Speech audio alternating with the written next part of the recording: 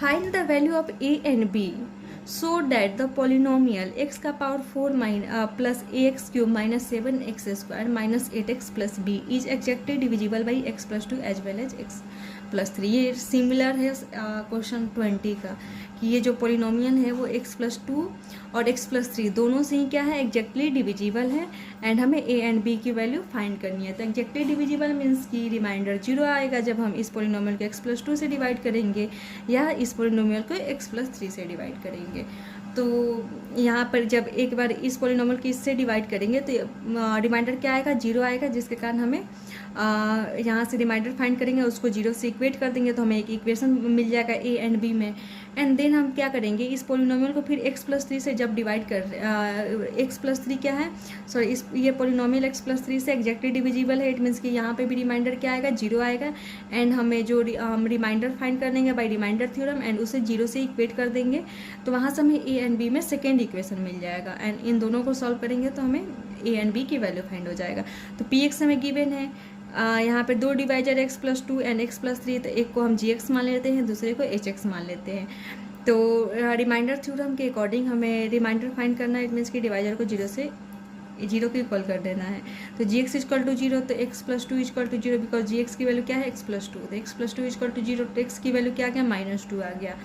And अब second divisor को हम 0 से इक्वेट कर लेते हैं। तो hx = x+3 एंड hx = 0 तो x+3 = 0 तो x की वैल्यू क्या आ गया, -3 आ गया। अब इस x की वैल्यू को जब हम px में पुट करेंगे तो हमें जो px की वैल्यू आएगा वो क्या है, इस जब हम px को gx से डिवाइड करेंगे तो जो रिमाइंडर आएगा उसकी वैल्यू होगा एंड जब हम px को hx से डिवाइड करेंगे तो हमें रिमाइंडर क्या ऑब्टेन होगा, तो वो क्या हो जाएगा, p-3 ऑब्टेन होगा। तो since x+2 is a factor of px, या हम बोल सकते हैं since x+2 is exactly divisible of px, it means कि p-2 की वैल्यू क्या आएगा, 0 आ जाएगा। तो p-2 की वैल्यू 0, तो px में जहाँ जहाँ x है वहाँ पे -2 पुट कर लेते हैं तो हमें यहाँ पर एक वैल्यू मिला एंड ये किसके इक्वल है, 0 के इक्वल है। ये हमें क्वेश्चन में गिवन है बिकॉज ये एग्जैक्टली डिविजिबल है, तो उसको हम 0 से इक्वेट कर देंगे तो यहाँ पर हमें एक इक्वेशन फॉर्म होगा 4 - 8a + b = 0। इट मीन्स कि 8a - b = 4 इक्वेशन फर्स्ट मिला है ना। Since x+3 is exactly divisible by px, it means कि p-3 = 0, तो p-3 की वैल्यू किसके बराबर हो जाएगा, 0 के बराबर हो जाएगा एंड हम रिमाइंडर थ्योरम से पहले रिमाइंडर निकाल लेंगे एंड उसको 0 से इक्वेट कर देंगे। तो हमने रिमाइंडर थ्योरम के अकॉर्डिंग रिमाइंडर निकाला एंड इसकी वैल्यू 0 है बिकॉज ये एग्जैक्टली डिविजिबल है। तो जब हम इन सबको सॉल्व किए तो क्या आ गया, इक्वेशन 27a - b = 42, ये इक्वेशन सेकेंड आ गया। अब हम इक्वेशन फर्स्ट में से सेकेंड को सब्सट्रैक्ट करें या करें या इक्वेशन फर्स्ट में सेकेंड को सब्सट्रैक्ट करें या सेकेंड में से फर्स्ट को सब्सट्रैक्ट करें कि वैल्यू क्या आता है, सेम ही आता है। तो हमने यहाँ पे इक्वेशन सेकेंड में से फर्स्ट को सब्सट्रैक्ट किया क्योंकि हम देख रहे हैं कि इक्वेशन सेकेंड में जो वैल्यू है वो थोड़ा ग्रेटर है। हम चाहे तो ऐसे भी कर सकते हैं या इक्वेशन फर्स्ट में से सेकेंड को भी सब्सट्रैक्ट कर सकते हैं, इसमें कन्फ्यूज होने की बात नहीं है।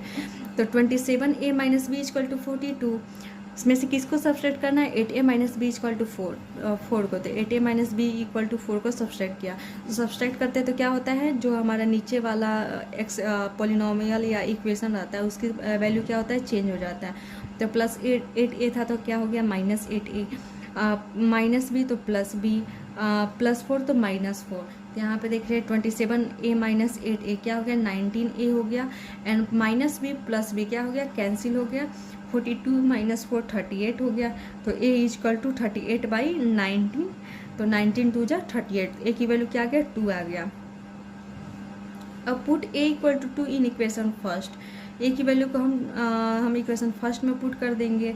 तो फर्स्ट इक्वेशन क्या था, 8a - b, तो 8 × a की वैल्यू क्या है, 2 है, तो 8 × 2 - b = 4, तो 16 - b = 4, तो b की वैल्यू क्या आ गया, 12 आ गया एंड हमें फाइंड करना था a एंड b, जो कि हमने फाइंड किया।